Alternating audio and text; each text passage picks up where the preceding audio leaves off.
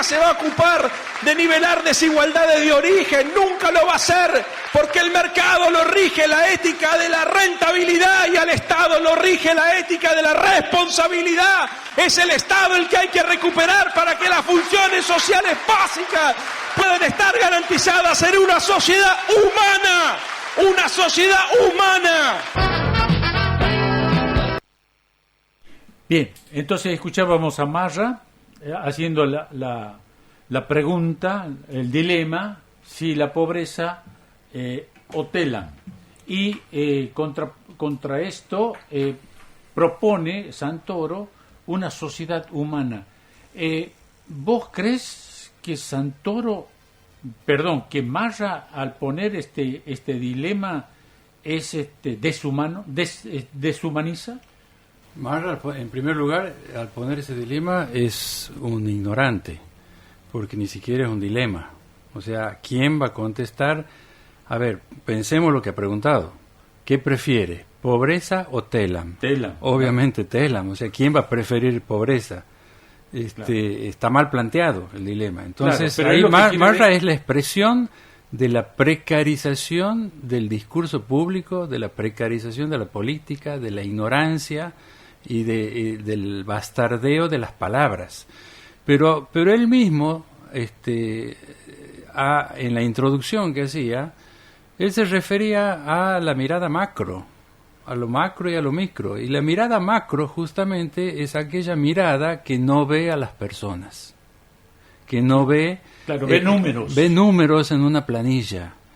Y a eso le contrapone el discurso de la Argentina humana o de la sociedad humana, Santoro. O sea, ellos escondiéndose en la macroeconomía terminan siendo crueles con la gente. Y por lo menos los efectos que yo veo son así. Totalmente, pero no se trata, cuando uno habla de crueldad en este caso, creo que no estamos queriendo hacer un análisis moral o psicológico de las intenciones, que no las descarto, que puede haberlas también, que hay crueldad a veces en muchos dirigentes, no lo descarto, pero como bien lo dices, los efectos de esas políticas y de esas decisiones no pueden ser calificados más que de crueles, porque justamente deshumanizan, desconocen la humanidad de los afectados por esas decisiones, que no son solamente los despedidos en una institución como Telam o en un medio público, no son solamente las familias afectadas directamente, es la sociedad en general la que se ve reducida a ser números en una planilla, para que le cierren a los especuladores de la economía financiera y a los organismos internacionales. Bueno, sabes que de alguna manera atemperas lo que yo te iba a decir acerca de que no ven o no sienten o no tienen empatía. No lo he descartado. No lo descarto. Pero me parece que estas medidas, que si no ven lo que está sufriendo la gente, me da la impresión que es gente que no tiene humanidad, que está deshumanizada. A ver, me das pie para un tema que maneja mejor Vicky. Sí, porque ella, la nueva licenciada... La nueva licenciada con una excelente tesis sobre Hannah Arendt. Bueno, Hannah Arendt es la que introduce la idea esta de la banalidad del mal, que significa en el fondo no ver el mal, actuar como si lo que uno está haciendo no produce cruelmente un daño. Claro, entonces no la ven realmente. El ejemplo del jefe de estación que va exactamente, que anota los vagones que pasan llenos de prisioneros al campo de concentración que van a la muerte y que los van al horno crematorio, a la muerte, deshumanizados. Bueno, también está deshumanizado ese empleado administrativo que se limita a llenar una planilla. Y en el fondo, Hannah Arendt plantea esto con ocasión del juicio al jefe del campo de concentración, a Adolf Eichmann, que era una persona correctísima moralmente, kantiano en el sentido del cumplimiento del deber, del imperativo categórico, y hasta se permitió decir en el juicio que él tenía amigos judíos, como se suele decir en estas ocasiones. El imperativo categórico es eso, como que uno cumplir está con el obligado a cumplir con el deber. Bueno, Sí. la interpretación que hace él, en realidad el imperativo categórico también tiene una formulación que dice que ningún ser humano puede ser tomado como medio, siempre como fin, nunca como medio. Claro. De esa parte se olvidó Eichmann. Pero no, lo digo así vulgarmente, el tema de una moral del deber que consiste, para la formación que tenía este funcionario general alemán, nazi, consistía en cumplir con el deber de las órdenes recibidas lo más eficientemente posible. Bueno, nosotros en la Argentina ya tuvimos un debate al respecto y un jefe del ejército, el general Balsa, pidió disculpas y dijo que era errónea, estaba mal la doctrina de la obediencia debida. Es decir, ningún funcionario, ningún militar, ninguna persona puede ampararse en la idea de la obediencia debida, de que está cumpliendo con alguna ley o con alguna orden que le da a otra persona. Eso deshumaniza también, pero nos estamos yendo del tema. Sí. La cuestión de la crueldad aquí viene oculta en las medidas que se están tomando desde el gobierno de Milei, viene oculta tras las planillas de Excel. La crueldad viene invisibilizada bajo la apariencia de medidas macroeconómicas o medidas, digamos, administrativas de eficiencia. Lo decía Santoro también, la ética de la rentabilidad, o sea, el mercado como último criterio. Y él le contraponía eso la responsabilidad. La ética de la responsabilidad consiste en tener en cuenta las consecuencias de nuestras acciones y nuestras políticas, los efectos que en las personas concretas de carne y hueso producen nuestras decisiones y nuestras políticas. En cambio, la rentabilidad consiste en un cálculo de ganancias en el cual el ser humano es degradado al carácter de cosa. Bien. Milei plantea un tipo de sociedad en donde ganan los más fuertes. O sea, el individualismo, el ultraindividualismo, en donde el más fuerte que el que triunfa, o el monopolio que triunfa y es exitoso porque ha obtenido ganancias, y si hay alguien que se funde, si hay alguien que no... Sí, aquí hay que hacer alguna aclaración, porque el liberalismo del siglo XIX planteaba un mercado ideal de individuos, un mercado de intercambio en igualdad de condiciones. El liberalismo más rescatable, podría decir, y que incluso el que él mismo se refiere a Alberdi permanentemente, el liberalismo de Alberdi, el del siglo XIX, es un liberalismo que ha influido en la configuración de las instituciones de nuestro país, pero no tiene nada que ver con la idea de un individualismo absoluto ni de una competencia feroz. El liberalismo del siglo XIX era un mercado de intercambios en igualdad de condiciones. Era la libertad con igualdad. Aquí es libertad de los más fuertes, libertad del zorro en el gallinero.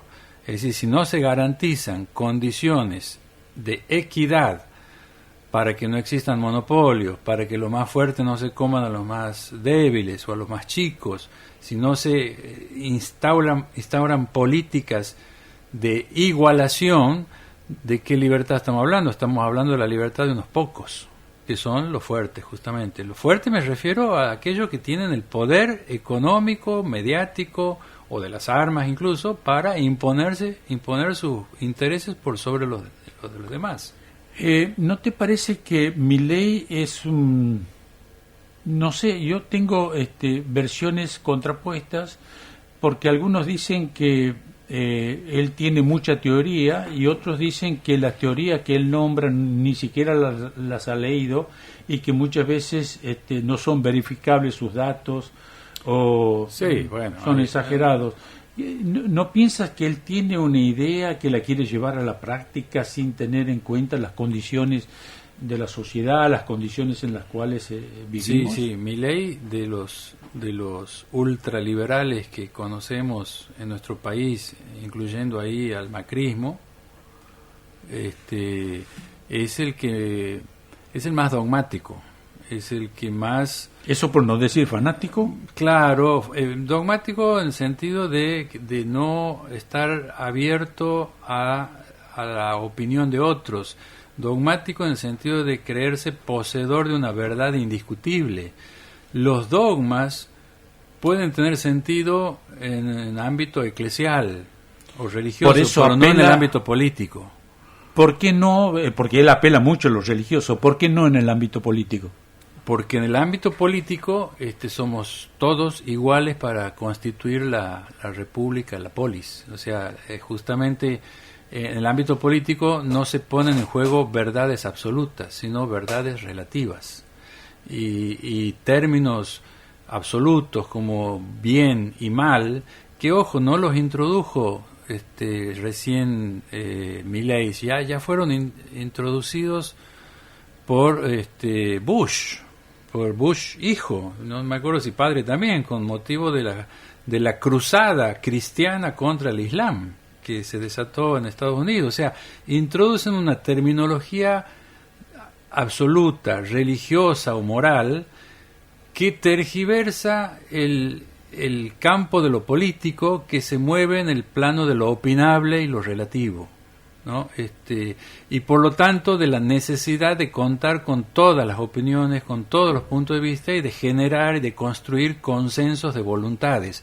¿Por qué? Porque somos iguales. Ahí está el tema de la igualdad. Porque no hay uno que sepa gobernar más que otros, en el sentido de que tenga el saber revelado, que sea el profeta o el enviado de alguna divinidad, canina o no, para conducir la vida en común. En la vida en común esto ya es una cuestión discutida y planteada desde hace siglos, en Occidente al menos. Aquí acudo como siempre a Aristóteles. En la vida en común todos somos iguales. Por supuesto, cada uno aportará a esa vida en común en función de sus capacidades, de sus estudios, pero aporta al debate. Nadie tiene la verdad absoluta en el campo de lo político. E incluso en el campo de lo religioso también eso está bastante en discusión por los teólogos, ¿no? Sí, yo creo que no solamente desnaturaliza el mundo político, sino también el lo religioso. También Sí, el religioso. Sí. Porque también Dios necesita ser interpretado. Sí, además no es el mismo Dios el que cree cada uno. Cada uno tiene un Dios, bueno. Por más de que él en sí mismo pueda ser uno solo, cada uno accede y tiene una imagen de Dios que es relativa. Y como hablando desde el punto de vista de la fe, Dios no puede hablarnos más que en la lengua de cada uno y en la comprensión de cada uno, de cada pueblo, de cada cultura. Siempre está necesitado de alguna hermenéutica, de alguna interpretación.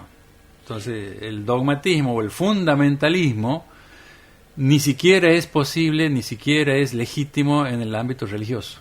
Te hago escuchar el audio número 3, en donde consideramos que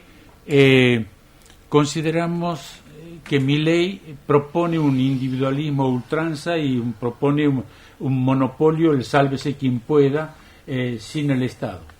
Escuchamos entonces, Claudio.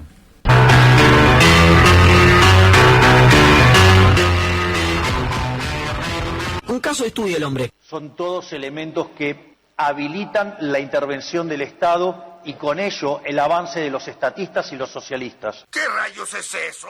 Voy a hacer un ejemplo aplicado. Básicamente, supongamos que estamos en el momento, digamos que nos alumbrábamos con velas y todavía no había llegado Edison.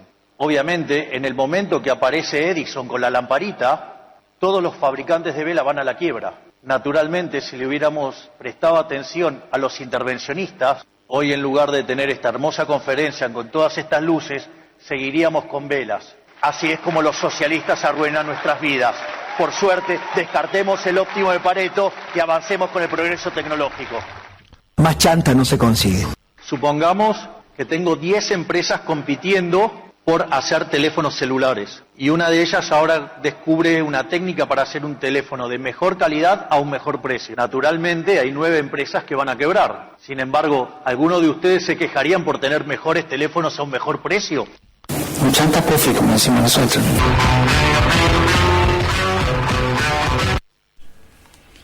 Bien. Bueno, lo que está, digamos, supuesto ahí es una competencia en igualdad de condiciones, o una,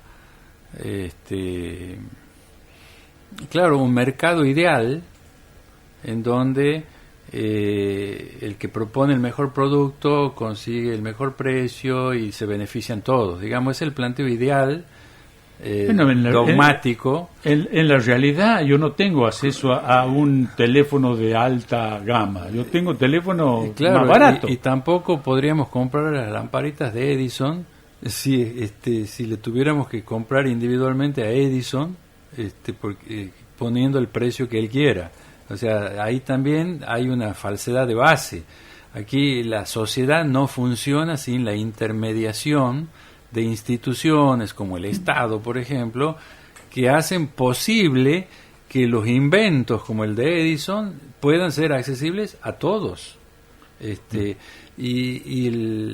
La cita de autores que hace permanentemente él es un eclecticismo que al no un eclecticismo de incoherencias, pero que le falta toda la mediación de lo teórico hacia lo práctico. O sea, es como enunciar principios teóricos de manera absoluta que después, para traducirlos a la práctica, él los lleva directamente como si fueran verdades prácticas. Y la práctica tiene un montón de mediaciones, ya sean institucionales, culturales, económicas, sociales, que van retraduciendo lo que se dice a nivel teórico y adaptándolo a cada circunstancia. Ese es el gran problema, volviendo a la pregunta anterior, de las teorías de Milley. Milley hace un eclecticismo, una mezcla de teorías.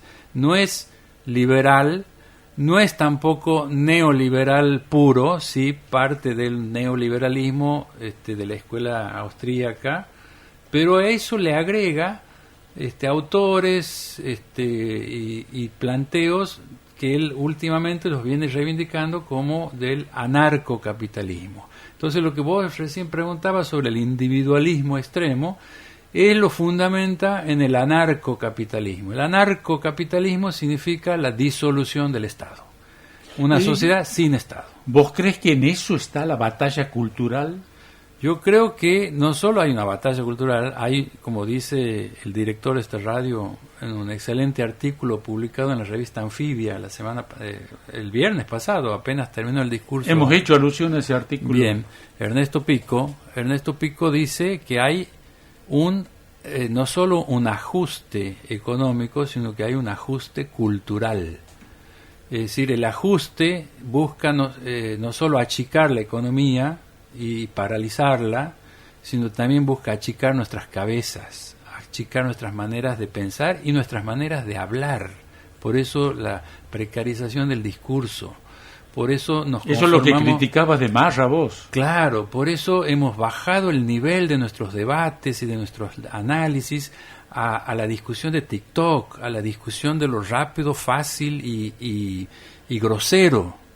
Esto también del campo opositor, ¿no? También sí, sea que mi deseo de discutir con la diputada Lemoyne, no, yo te diría que levantes un poco la puntería, porque hoy porque por lo menos no bajes al nivel de discursivo de la diputada Lemoyne. Sí, nos han hecho bastante hincapié en que mantengamos un nivel de universitario en esta radio. Bueno, muchas gracias, Alejandro. No sé si tienes algo más para decir. Bueno, no he terminado ninguna de las ideas que estaba planteando, pero sí, Pero así son los tiempos de la radio. En todo caso, Mañana me hago propaganda. Mañana empiezo con un espacio de, no sé si llamarle columna o de diálogo con el programa de la mañana a las 12 del mediodía, donde puedo continuar con estos mismos temas. Bueno, te deseamos mucho en esta éxito. radio. Te vamos a estar escuchando. Lo vamos a estar escuchando. Sí, vamos a tener un poco de celos, ¿no? Que nos abandona a nosotros. Pero No, es como Pero bueno, te va a acompañar mientras cocinas. una prolongación alito. del rosquete. Una prolongación del rosquete. Bueno, vamos a una pausa musical y volvemos ya con más rosquete.